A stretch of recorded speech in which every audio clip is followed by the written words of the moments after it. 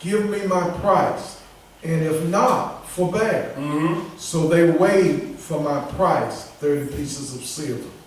They waited for the price. That's how much Jesus was worth to them. 30 pieces of silver. Now look what what they did with the 30 pieces of silver. It's gonna be the same exact thing. Go ahead. And the Lord said unto me, cast it unto the porter, a goodly price that I was prized of them. Mm-hmm. And I took the 30 pieces of silver, cast them to the porter in the house of the Lord. So Judas came back with the 30 pieces of silver to the priest. All this was written way before Judas came in the flesh. He had to have a player. Judas was that player. Judas was that actor.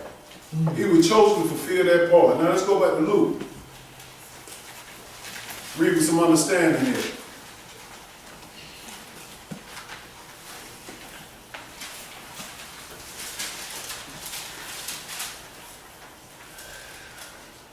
Excuse me, let's go back to Matthew chapter 27. It ain't gonna be paid. Let's go to Matthew 27. I think I need to read a little bit more of that. Matthew chapter 27. You coming back to Luke, bro?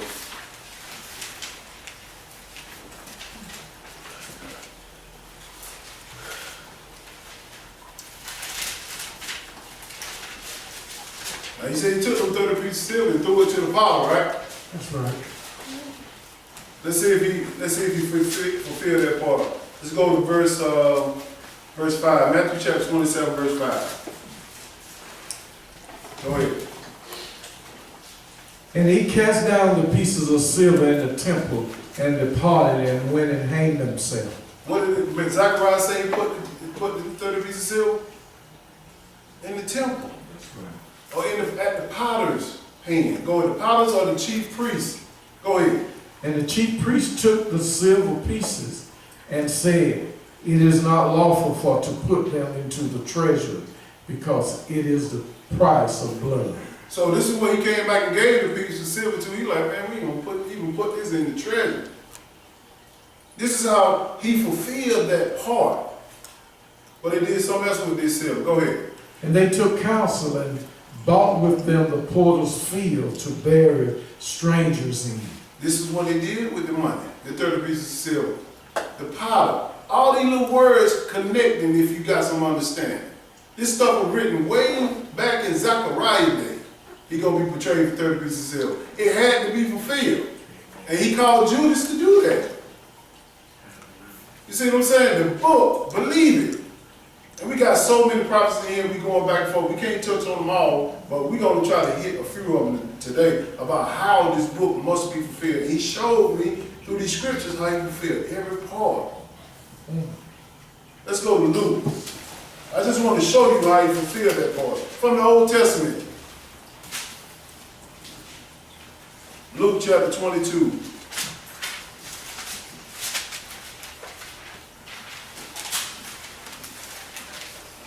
So we got another player who got to do his part. That he was so sold out for the Lord. Oh, Simon. Simon Peter. That's why I said get rooted in this thing. Luke chapter 22, verse 31. Let's look at Simon Peter, how his part and what he was chosen to do. And Jesus told him what he was going to do before the rooster crowed. Verse 31, go ahead. And the Lord said, Simon, Simon, behold, Satan has desired to have you, that he may sift you as wheat. He like, Satan wants you, boy. He wants you bad. When you being sold out for Christ, believe me, he wants you. When you trying to preach about this word of God, he wants you bad. You heard about the other sellers out there, they doing what he want them to do. Exactly. Y'all stop worrying about them saying, it seems like, man, they just having so much fun. Ain't nothing happening to them, Joe. I know. You go read Psalm chapter 73, it'll tell you what's going to happen to them. Let them have their fun. The end of it is the lake of fire. Go ahead, listen to what he say here. But I have prayed for thee, that thy faith fail not. Yes, sir. And when thou art converted, strengthen thy brethren. He said, I pray for you that your faith not fail. He got a job for you. You got to strengthen your brother. After you go through this time of denying me. Go ahead. And he said unto him, Lord, I am ready to go with thee, both into prison and to death. He said, I'm ready. Ready to go to jail with you too and to death. And he talking about talk till that pain comes. Go ahead. And he said, I tell thee, Peter, the cock shall not crow this day before that thou shalt thrice deny that thou knowest me. He said, the rooster, it ain't gonna crow before you deny me 3 times. 3 times you gonna deny me. This must be fulfilled. Must be fulfilled, excuse me. Jump down to verse 54. Let's see how he fulfilled it. He was all sold out. Now, I go to jail for you, Lord. You know how we talk. Till that pain hit your mind, like, oh, wait a minute, you ain't signing for all that. Verse 54, go ahead.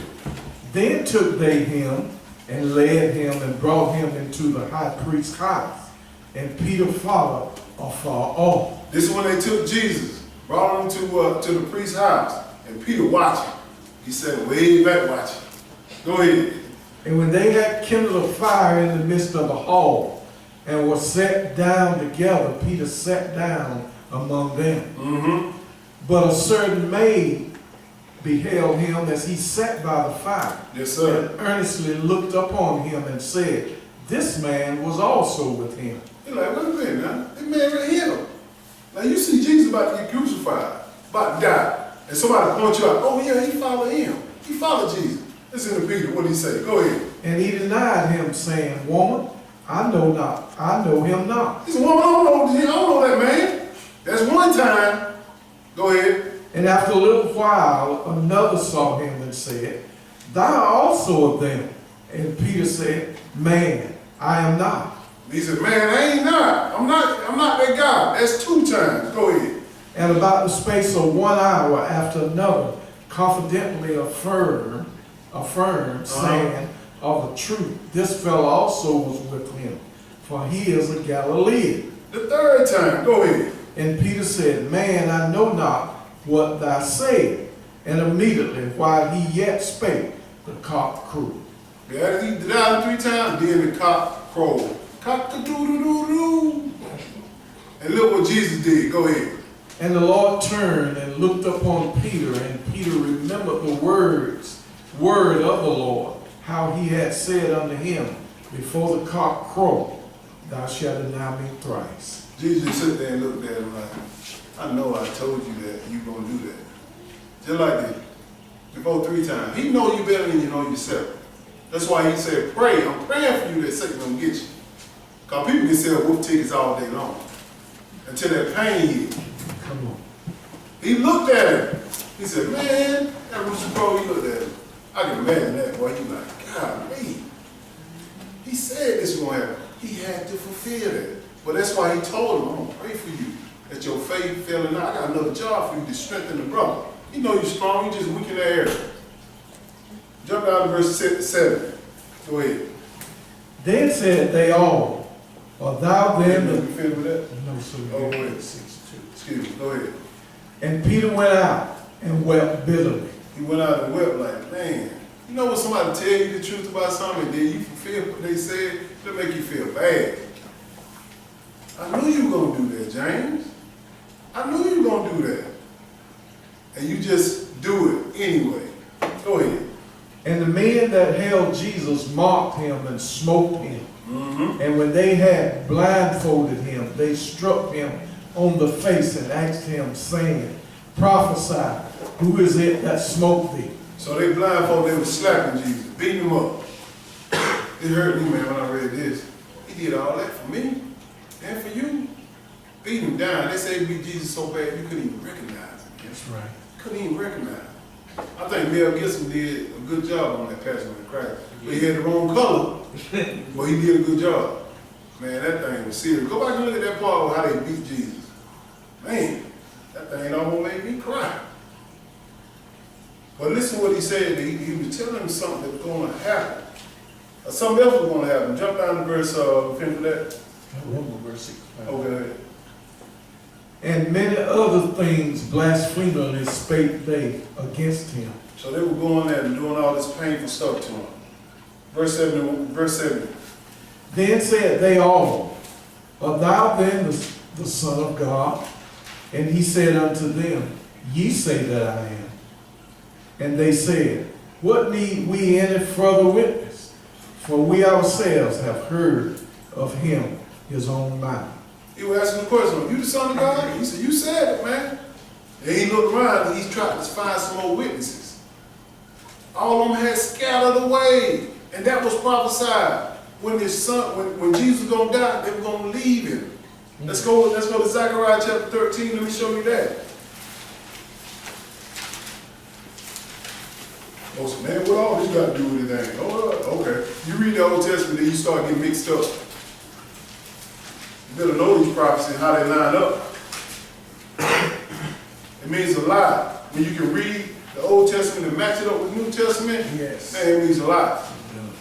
For one who want to know, the ones that don't want to know, they want to do whatever they want to do. It don't mean that to them at all. We'll read two verses here. Zechariah 13, verse 1. Go ahead. In that day there shall be a fountain open to the house of David and to the inhabitants of Jerusalem for sin and for the uncleanness. Then that day going to be a fountain open, meaning that Jesus is going to die.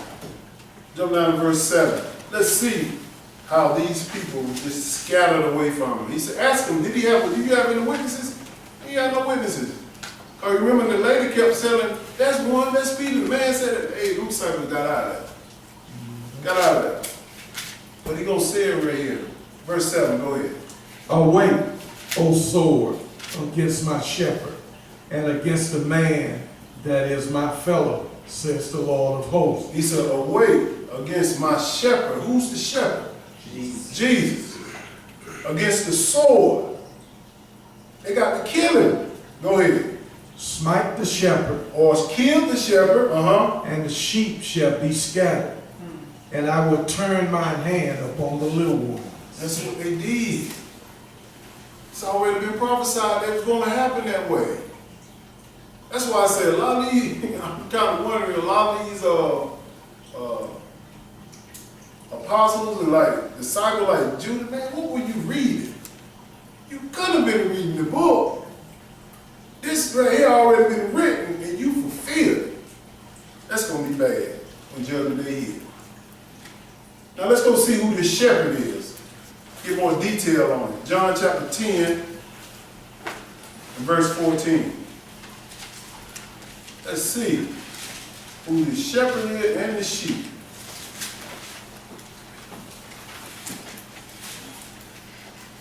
We got to believe the book. It must be fulfilled. It must be. John chapter 10.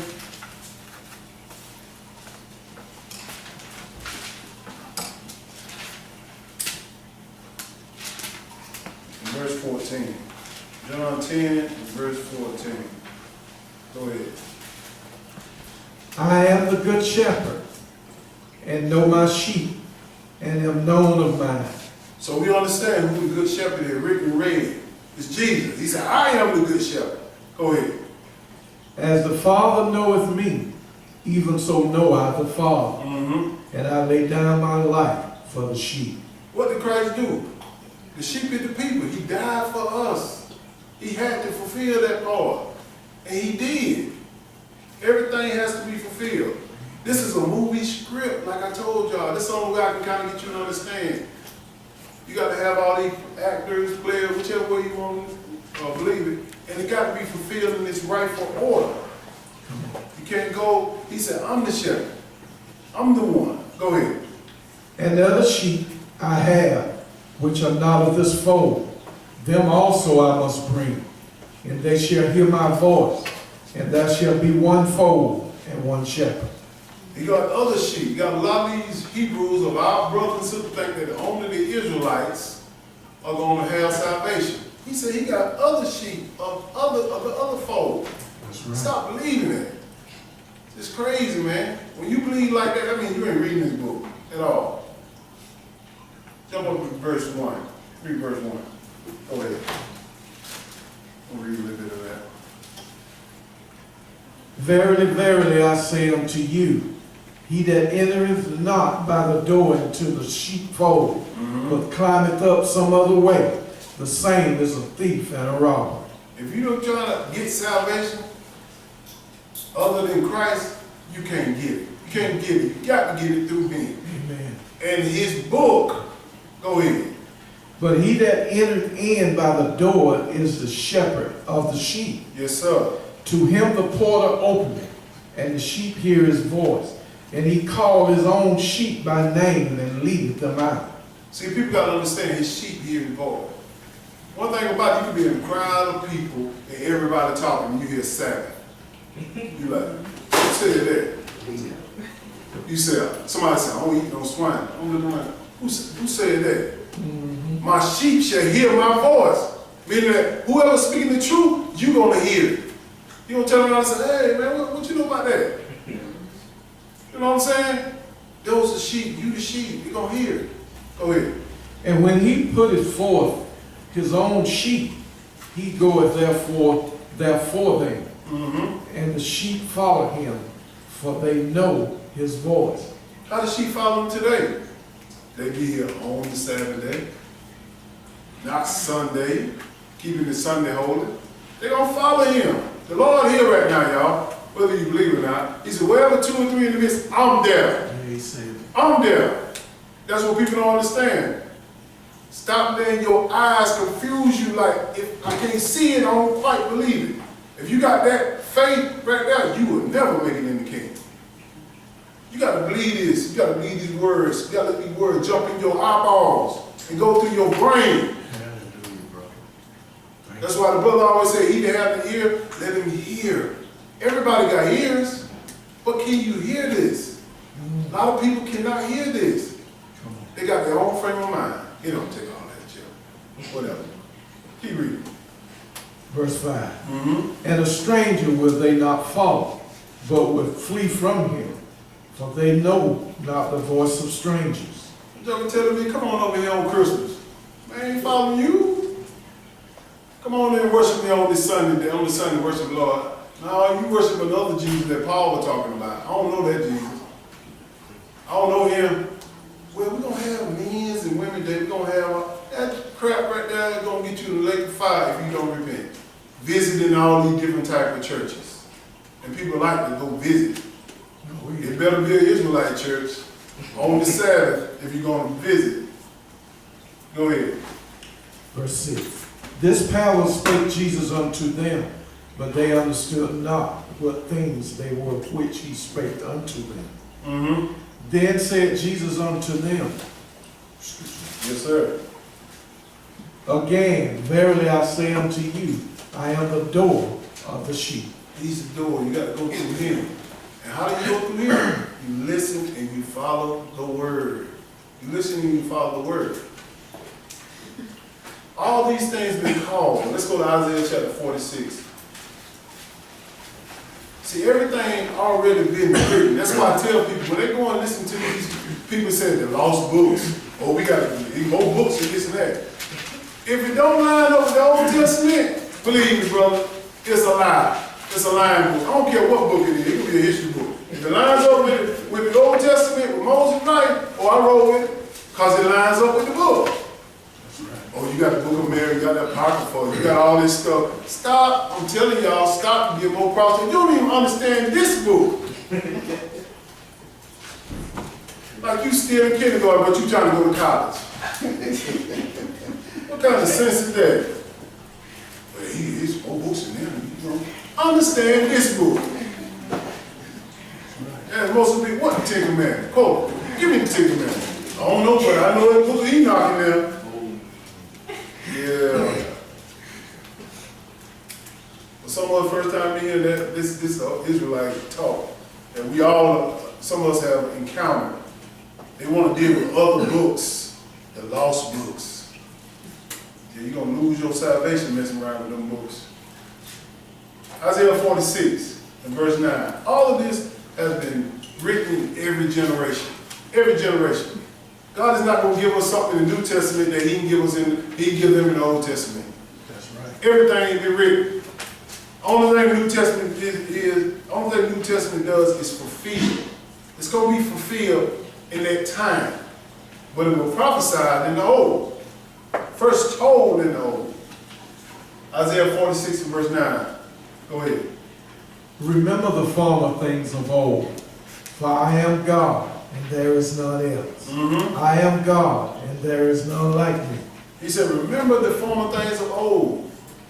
How can you remember the former things of old when your pastor said we the New Testament church? We New Testament church. We ain't got to do that no more. That's been passed away. And them 7 trumpets ain't blown yet. Go ahead, listen to what he say here. Declaring the end from the beginning, Yes, sir. and from ancient time, the things that are not yet done, saying, my counsel shall stand, and I will do all my pleasure. He said, I'm going to declare the end from the beginning. Meaning, I declare everything from Moses' book from the beginning. Ain't nothing else can be written. Everything has to play out as Moses wrote it. All the New Testament doing is fulfilling this part. That's all they're doing. But if you read with the naked eye, you think, okay, these prophecies been fulfilled. Now, I ain't got to read the Old Testament. He declared this to Moses now, too. They got the same resurrection.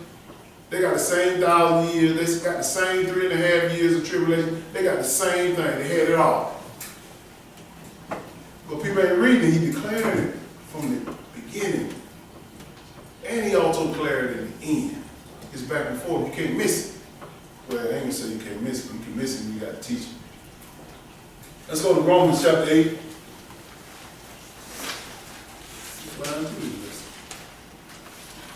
All these things in the book work in our favor.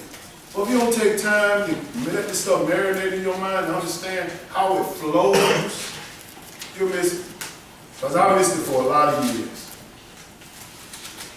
I was one of the ones that said, man, this seems like the Bible contradicting itself. No, Jim, you just dumb in the scriptures. You just dumb. Just simple, just dumb. You're ignorant.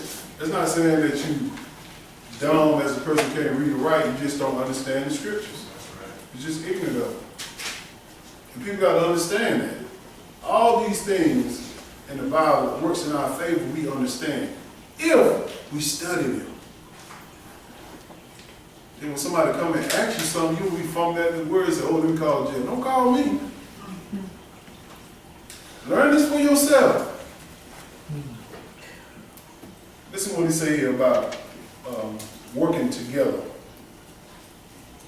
Romans chapter 8, verse 27. God looking at us. Go ahead.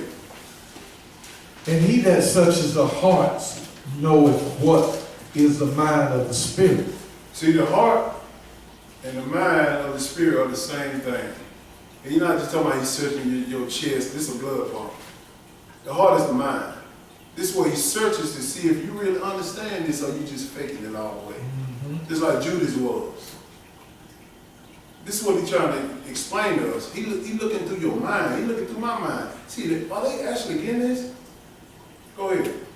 And he that searches the hearts knoweth what is the mind of the Spirit. Yes, sir. Because he maketh intercession for the saints according to the will of God. He gonna make intercession, meaning that he gonna come to the Father and say, Father, help Jeff. He understand, but he's struggling with this part. Intercession meaning somebody praying on your behalf, and you want Jesus to hear you, so he can take it to the Father. But when you don't know nothing, you faking it, man, whatever. Them prayers right there, he do not hear. Go ahead. And we know that all things work together for good to them that love God. Oh, they love this scripture in the church. All things work together for the good.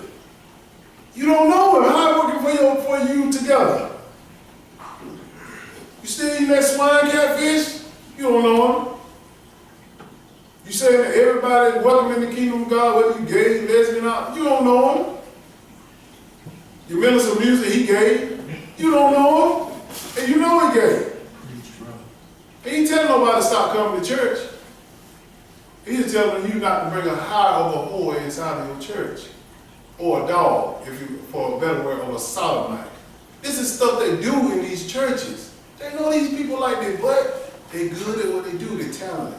People come to hear choir, people come to hear music and all this stuff like that. And they know that brings money. But anyway, we get back to this. Go ahead. And we know that all things work together for good to them that love God, to them who are the called according to his purpose. Who are the called? You called according to the purpose. Go ahead. For whom he did foreknow, he also did predestinate to be conformed to the image of his Son. Yes, sir. And When he said that he foreknew you, predestined. That's the people here in this Bible like Moses. He was predestined. Jesus predestined. All this stuff about the 12 disciples, they were predestined. They're going to sit on thrones. They got their spot sealed. You got many more out there. You got Enoch, he predestined. He right here, around the atmosphere. You don't know if he under the chains of darkness. He didn't even let him see the death. He didn't even die. He said, come on, I'm going to bring you up here with the angels. Well, not saying the third heaven now. Up in the atmosphere of the chains of darkness, what you can't see. That's another lesson. Let me stop talking. Get into this. Read that over again. For whom he did foreknow, he also did predestinate to be conformed to the image of his Son, Yes, sir. that he might be the firstborn among many brethren. Who's the firstborn among many brethren? Jesus. Go ahead. Moreover, whom he did predestinate, them he also called. And whom he called, them he also justified. And whom he justified, them he also glorified. Yes, sir. What shall we then say to these things? If God be for us, who can be against us? See, the thing about it, if God predestined these things to happen in the book, and also he uses his son died for us, what you think about me and you? These things got to come to pass. They got to. But if your faith is swerved by people talking instead of reading, they'll get you every time. Listen to what he said right here in verse 32. Go ahead.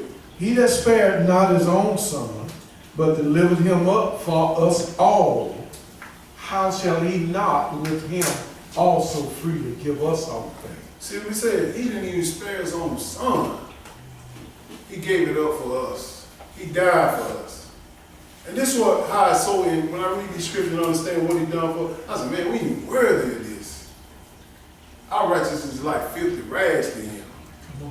He gives us grace to get in here. And none of us deserve salvation. But he's looking to see if you're trying. That's the thing. Go ahead, read a little more of that. Who shall, Go ahead. Go ahead. who shall lay anything to the charge of God's elect? It is God that justifies. Who is he that condemneth? See, this is why I had a problem in the beginning. I used to try to condemn people. You going to hell, you going to hell. No, I got to add another part to that sentence. You going to hell if you don't repent. When you tell somebody to go to hell, you condemn them, you ain't got that power, they ain't got that power. Don't say that. He said, who is he that condemneth? Go ahead. It is Christ that died, yea, rather, that is risen again, who is even at the right hand of God, who also maketh intercession for us. Yes, sir. Who shall separate us from the love of Christ? Shall tribulation, or distress, or persecution, or famine, or nakedness, or peril, or sword? Don't let none of this separate you. Because when pain comes, people act a little different. Just do your own process of elimination. You know where you weak at. It got to be fulfilled. Understand that some pain is going to come. When it comes, don't back off, don't back away from him. Pray to him. Pray through Jesus to the Father so he can help us. We need this. But most people say, man, I can't go to church. I done did all this stuff wrong. That's the time to go. Come on. Ain't nobody else so holy you can't sit around. All of us are filthy. Every last one of us. Yes. Don't think that, Jeff, he don't do that. You alive? I do a lot. I'm just working out my own salvation. Go ahead, brother. 36. As it is written, for thy sake we are all killed all the day long. It is written that we all are killed all day long. Meaning that we're gonna, as long as you got breath and you are accepting Jesus as your Lord and Savior, preaching the word, Satan looking to kill you. And me, he's looking.